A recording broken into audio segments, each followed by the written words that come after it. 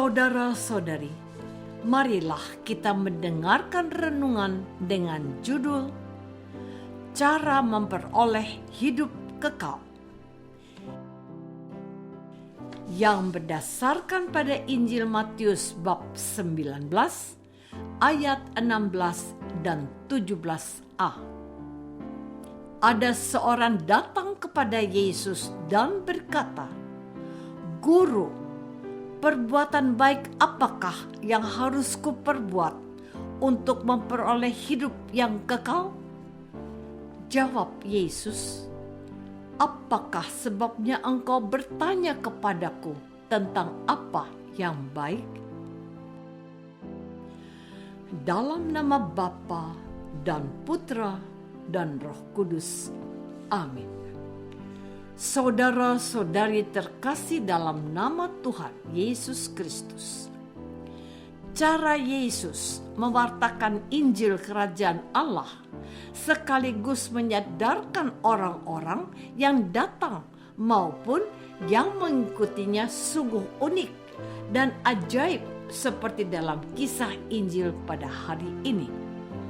Dalam bacaan Injil pada hari ini, penginjil Santo Matius menceritakan orang muda yang datang kepada Yesus.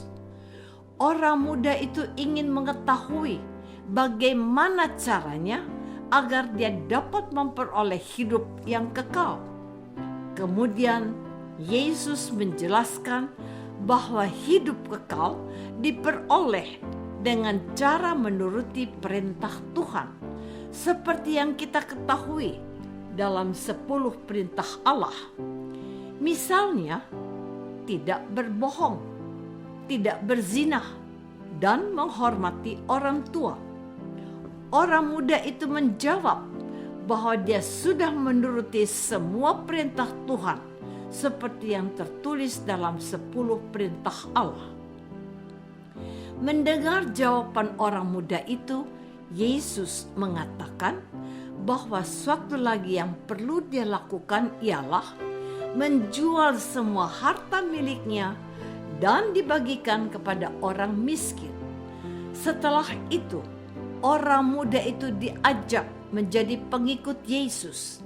Akhirnya, orang muda itu pergi dengan sedih hati sebab hartanya banyak. Ternyata, orang muda itu tidak rela menjual harta miliknya dan dibagikan kepada orang miskin.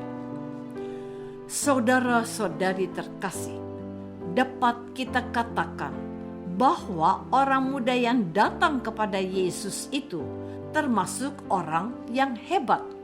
Sebab walaupun masih muda, dia sudah menaati perintah Tuhan dengan melakukan 10 perintah Allah. Dengan kata lain, orang muda itu termasuk orang baik.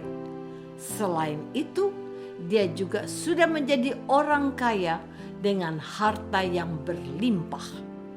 Artinya, orang muda itu adalah orang yang sukses dan pekerja keras. Namun, orang muda itu masih merasa bahwa ada sesuatu yang kurang dalam dirinya. Kekayaan dan ketaatannya terhadap perintah Allah tidak membuat dia yakin untuk bisa memperoleh hidup yang kekal. Maka pertanyaan yang disampaikan oleh orang muda itu bisa menjadi gambaran dari kegelisahan dan ketakutannya terhadap kehidupan yang kekal. Orang muda itu ingin dengar langsung dari Yesus, sebab jawaban Yesus memberi sebuah kepastian dan ketenangan. Yesuslah satu-satunya orang yang tahu bagaimana cara memperoleh kehidupan yang kekal. Saudara-saudari terkasih, sebagai umat Katolik, kita semua sudah mengetahui bahwa tujuan akhir dari kehidupan manusia di dunia adalah memperoleh hidup yang kekal, yakni masuk surga. Berbagai cara pun telah ditempuh manusia. Ada orang yang memeluk agama tertentu dengan harapan atau tujuan supaya bisa masuk surga. Ada orang yang melaksanakan perintah agama yang dianutnya dengan keyakinan perintah atau ajaran agama yang bersangkutan mampu menjadi jalan menuju kepada kehidupan yang kekal. Namun demikian, Yesus menegaskan bahwa kita tidak cukup hanya dengan mematuhi dan menjalankan ajaran-ajaran agama yang kita yakini atau yang kita anut.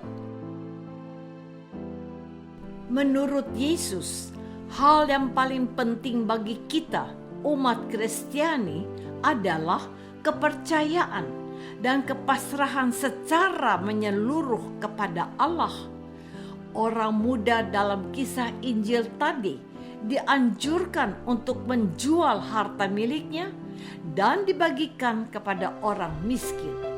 Dengan menjual harta bendanya, orang muda itu tidak lagi bersandar kepada hartanya, tetapi hanya bersandar kepada Yesus. Sementara dengan membantu kaum miskin secara tidak langsung, orang muda itu sudah menabung harta surgawi yang mampu membawa orang muda itu kepada kehidupan kekal. Saudara-saudari terkasih, dunia tidak dapat membawa kita menuju kehidupan kekal. Dunia di mana kita hidup hanya jadi tempat kita menyiapkan diri menuju surga.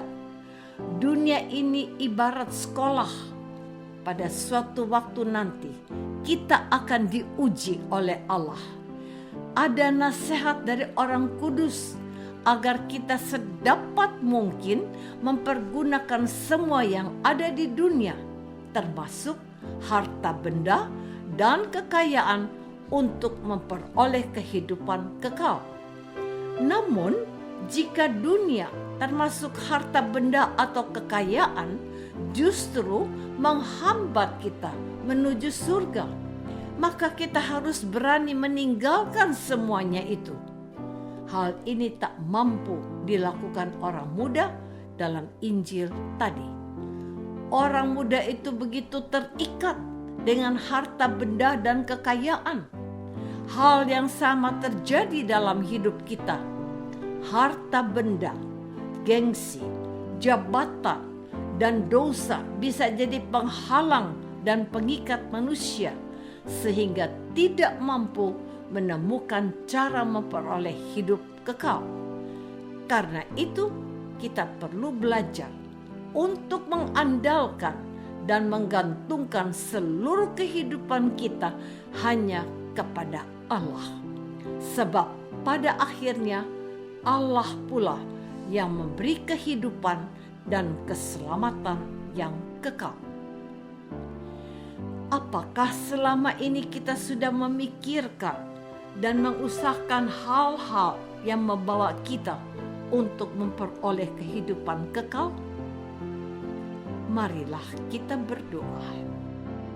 Tuhan Yesus Kristus, Engkau mengajak kami untuk meninggalkan hal-hal duniawi yang membelenggu dan menghalangi kami bersatu dengan Dikau. Curahkanlah rahmat-Mu supaya kami berani mengambil keputusan untuk tidak terikat pada harta duniawi, tetapi berusaha untuk mengandalkan Engkau. Doa ini kami persembahkan dalam nama-Mu, Tuhan dan pengantara kami. Amin. Semoga kita semua selalu dinaungi dan dibimbing oleh berkat Allah yang Maha Kuasa, Bapa dan Putra dan Roh Kudus. Amin.